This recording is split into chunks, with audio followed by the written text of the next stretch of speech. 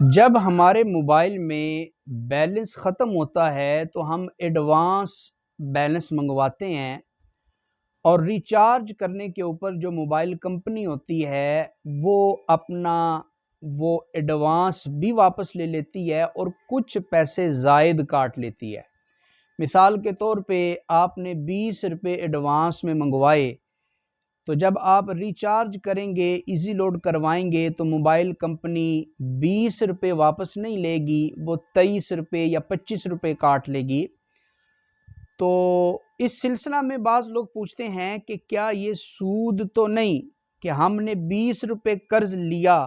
مگر ہم 25 واپس کر رہے ہیں، تو یہ جو اوپر کے 5 روپے ہیں یہ ربا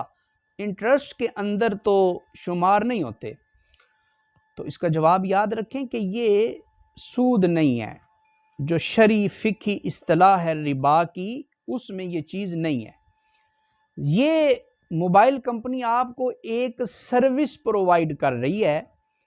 اور جب آپ ایزی لوڈ کرواتے ہیں تو وہ اس سروس کے چارج آپ سے وصول کر رہی ہے۔ یعنی آپ نے 20 روپے کا ایڈوانس منگوایا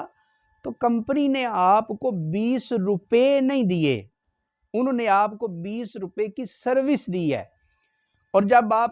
ریچارج کروائیں گے تو وہ اس سروس دینے کی جو قیمت ہے، جو اس کا عوض ہے، جو اس کی اجرت ہے، وہ واپس لے لے گی۔ لہٰذا آپ اگر ایڈوانس میں پیسے لیتے ہیں اور کمپنی زائد وصول کرتی ہے تو یہ سود نہیں ہے، یہ ایک سروس کمپنی نے آپ کو دی، آپ نے اس کی قیمت پے کر دی، لہٰذا اس کو سود میں شمار نہیں کیا جائے گا۔